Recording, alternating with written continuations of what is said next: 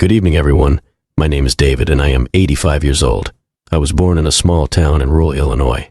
I grew up in a humble family. My father was a carpenter, and my mother was a teacher. My childhood was full of outdoor adventures, where I learned to appreciate nature and the construction of things.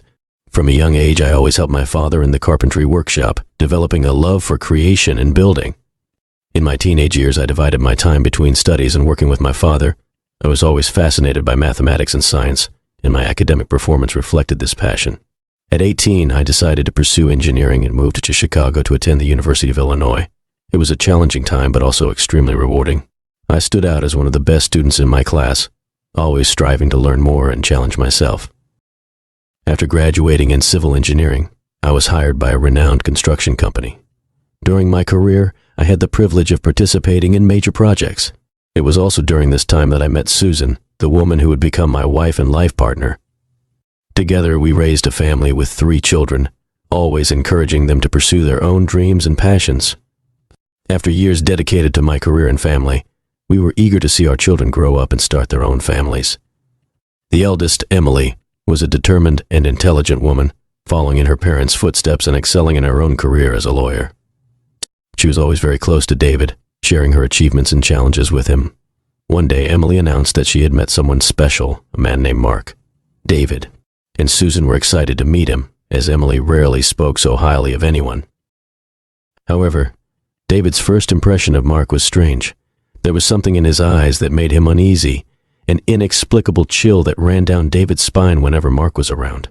At first, David thought it was just protective fatherly jealousy. However, over time, he noticed strange behaviors in Mark. He often disappeared for hours without explanation, and there were rumors in the neighborhood about shadowy figures and inexplicable noises near Mark's house. One day, Emily invited the whole family for a weekend at an isolated cabin in the mountains, Mark's property. Despite his reservations, David agreed, hoping the trip would ease his worries. The cabin was picturesque, but there was something sinister about the atmosphere. The walls seemed to whisper, and the wind carried an ominous wail. On the first night, while everyone was gathered around the fireplace, the electricity suddenly went out. The only light came from the flickering flames and the lanterns David had brought. Everyone shivered when they heard a distant sound, like a muffled scream. Mark tried to reassure everyone, saying it was just the wind, but David noticed a shadow of fear in his eyes. Later that night, David had trouble sleeping. He heard heavy footsteps above his head, although everyone was sleeping downstairs.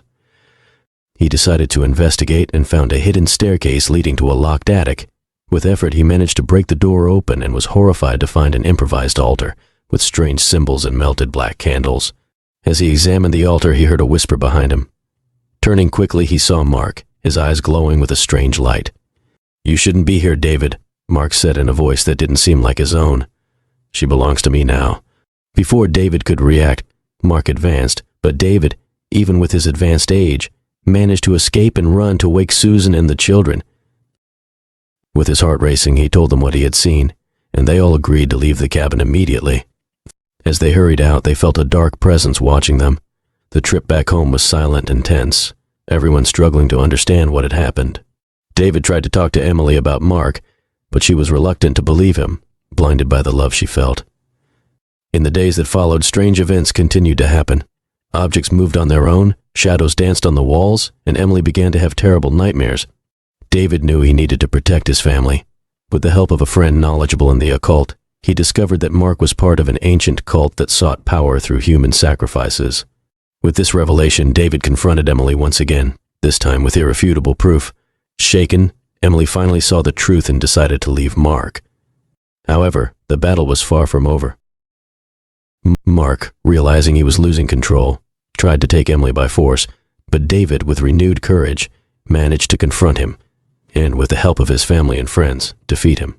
Emily, now aware of the danger she had escaped, thanked her father for his determination and unwavering love. David, though marked by the experience, felt relieved to have protected his family from a horrible fate.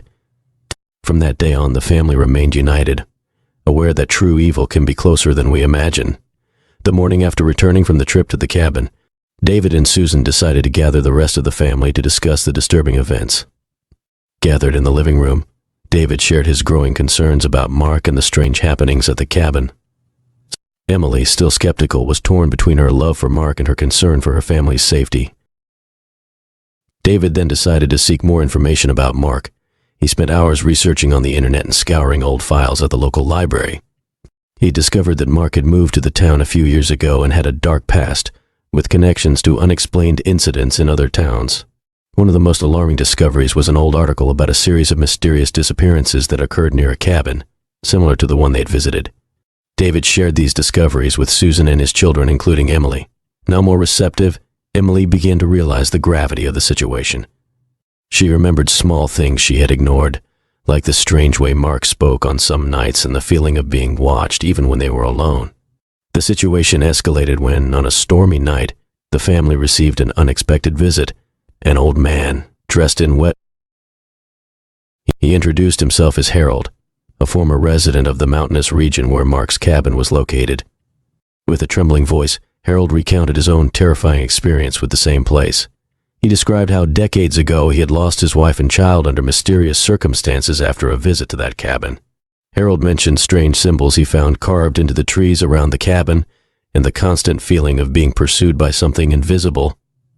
His story was a chilling confirmation of David's suspicions.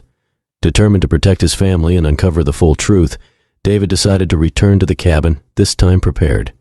He took Harold, his friend knowledgeable in the occult, and some recording equipment to document any paranormal evidence. The arrival at the cabin, now covered in snow and shrouded in thick mist, was marked by an eerie silence. David and his companions entered the cabin and began to explore every corner. The atmosphere inside was even more oppressive than before. The shadows seemed to move with a life of their own, and the whispers that were almost inaudible before were now clear and disturbing. In the attic they found the altar again, but this time it seemed more active, with lit candles and the smell of burning incense. David's occultist friend began performing protection rituals while Harold explained the meanings of the symbols covering the walls. Suddenly a cold wind blew through the closed windows, and an invisible presence began to manifest. A spectral figure, deformed and horrific, appeared before them. It was the essence of the evil Mark had summoned. The ensuing battle was terrifying, with the entity trying to overpower the intruders. Returning home, exhausted but relieved, David knew that the threat of Mark was not over. They needed to remain vigilant. Emily, now convinced of the danger Mark posed, ended her relationship with him and temporarily moved back in with her parents. In the following months, the family worked to heal and regain peace. Although Mark mysteriously disappeared after the final confrontation at the cabin, the family knew they were united and prepared to face any future threat.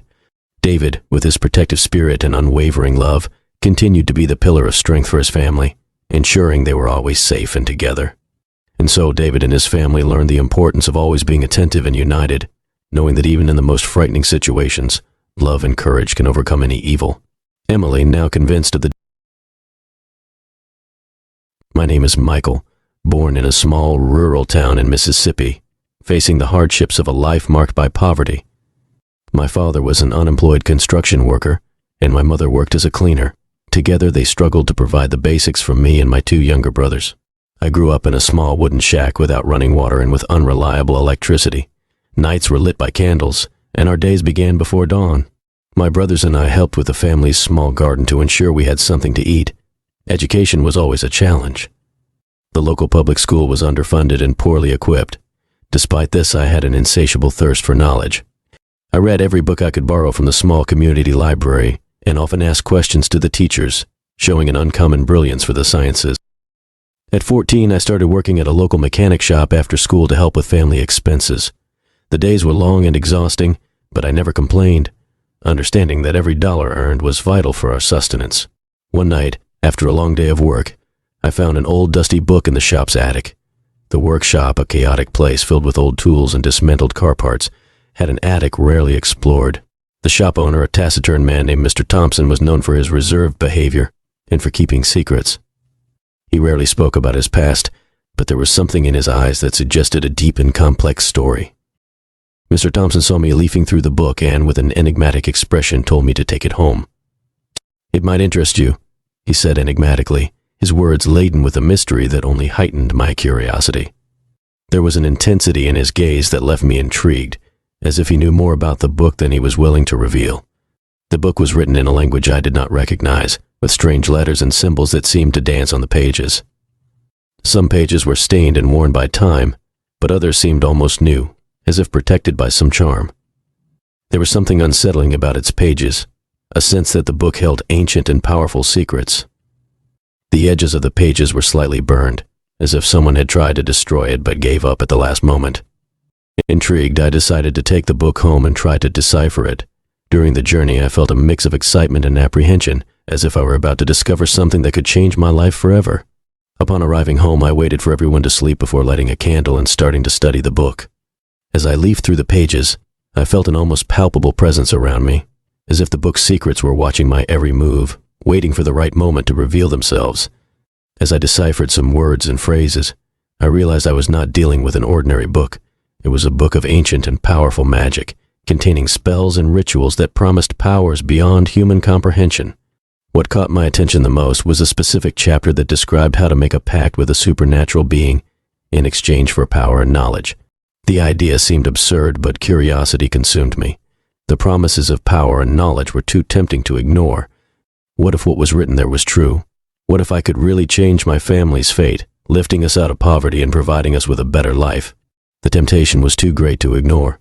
I decided to make the pact, aware that I was about to embark on a path of no return. In the middle of the night, while everyone slept, I felt the tension rise in my chest. The house was in deep silence, broken only by the occasional creaking of the old wood and the distant sound of crickets chirping outside. With the book open in front of me, I followed the instructions meticulously. I drew a circle with strange symbols on the floor of my room using a piece of chalk I found in the basement. The symbols, intricate and mysterious, seemed to vibrate with their own energy as I traced them, as if something ancient and powerful was about to awaken.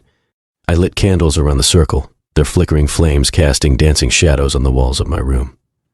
Each candle represented a cardinal point, as instructed by the book, and the soft, oscillating light contributed to the mystical and frightening atmosphere. My heart was pounding, and a mix of excitement and fear coursed through my veins as I recited the ancient words taught by the book. My voice trembled, echoing through the empty room, each syllable laden with arcane energy that I barely understood. At first, nothing happened. I felt foolish for believing in something so absurd, considering abandoning the ritual and going back to bed. But then, the air around me began to thicken, as if something invisible was filling the space. The temperature in the room dropped abruptly, and a sense of unease took hold of me. The silence became palpable, pressing against my ears, while an invisible force seemed to envelop the circle I had drawn. Suddenly, a dark figure emerged from the center of the circle, materializing as a solid and tangible shadow. The figure had an oppressive presence, a darkness that seemed to absorb the light from the candles around it. Its eyes, two slits glowing like embers, seemed to see through my soul, bearing my deepest fears and desires. The entity exuded an aura of power and malevolence, and its mere presence was enough to paralyze me with terror. "You called me," said the figure, its voice echoing like a whisper from another world. It was a sound that reverberated in my mind, each word laden with an implicit threat. Trembling, I explained my desire for knowledge and power to change my family's fate. I stammered as I spoke, feeling small and insignificant before that overwhelming presence. I told about our struggles, our poverty, and my desperate wish to provide a better life for those I loved. The entity smiled, a cold and calculating smile that made my blood run cold in my veins. "In exchange, you will give me your soul," it said, its voice imbued with an implacable certainty. The simplicity of the proposal hid the horror of the agreement, and I knew I was about to make a choice that would change my life forever. I hesitated for a moment, contemplating the implications of the pact, but the desire to improve our lives was too great. With a mix of determination and fear, I nodded. The entity extended a skeletal hand, its fingers long and cold as death. When our hands touched, I felt a searing pain shoot through my body, as if something was being ripped out of me. The sensation was unbearable, an agony that seemed to last an eternity. I fainted from pain and exhaustion, collapsing on the cold floor of my room, with consciousness slipping away as the dark figure watched in silence. When I woke up, the figure had disappeared, and the circle was broken. The candles had extinguished, leaving only a wisp of smoke in the air. However, something inside me had changed. I felt different, stronger, smarter. The pact had worked, but I knew there was a terrible price to pay. In the following days, I began to demonstrate extraordinary abilities. I could learn anything with ease. solve complex problems in seconds, and my physical strength had increased considerably. Over time, I used these abilities to improve our situation. I got a better job in the city, and with the money I earned, I was able to provide a more comfortable life for my family. However, as my life improved, I began to notice the side effects of the pact. The dark figure started appearing in my dreams, whispering secrets and promises in a language I now understood perfectly. Its whispers were like poison, penetrating my mind and poisoning my thoughts. I would wake up in the middle of the night, sweating cold, with the echo of its words still reverberating in my ears. I felt increasingly disturbed and isolated, as if something was devouring my essence, fragmenting my sanity little by little. Every time the figure appeared, I felt a part of me being ripped away, as if my soul was being slowly consumed. In my nightmares it would approach, its figure obscured by a pulsating darkness. Its eyes, two burning slits, bore into mine, and I felt a searing pain shoot through my body, as if invisible claws were tearing at my being. I would wake up screaming, with the ghostly sensation of its hands still clutching my heart, squeezing it with a deadly force. The visions were not limited to my dreams. During the day, I started seeing shadows moving in the corners of my eyes, spectral figures that vanished when I tried to focus on them. I felt a constant presence around me, a malevolent energy that never left me in peace. In moments of quiet, I heard unintelligible whispers, as if spirits were murmuring profane secrets in my ears. It was a feeling of being watched, judged, and slowly consumed by something beyond human comprehension. My health also began to deteriorate. I felt exhausted all the time, as if my vitality was being drained.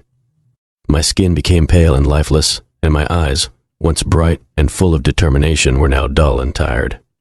I frequently fell into spirals of despair, unable to escape the clutches of the entity that haunted me.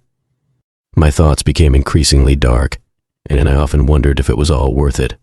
The situation reached a breaking point when I discovered my abilities came at the cost of my loved ones.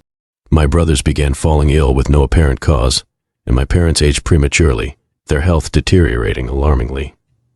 I realized the entity was collecting its debt through the suffering of those I loved most. Desperate, I searched for a way to break the pact. I sought help from scholars, mystics, and religious leaders, but no one could provide a definitive solution. The entity's hold on me was too strong and its presence too pervasive. I felt trapped in a nightmare from which there was no escape, a prisoner of my own ambition and desperation. One night I decided to confront the entity one last time.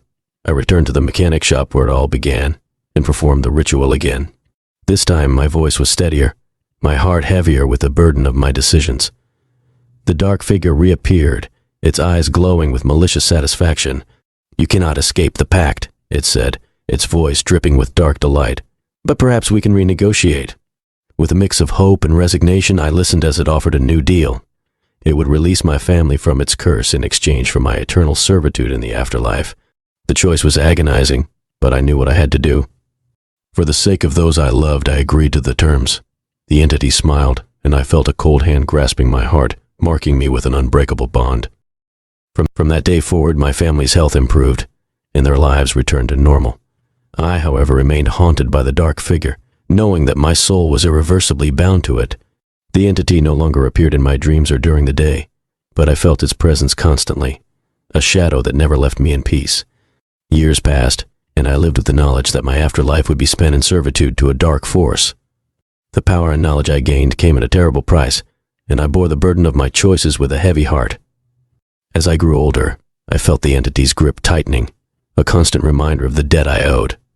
Now, as I reach the end of my life, I write this story as a warning to those who might be tempted by the promises of dark forces.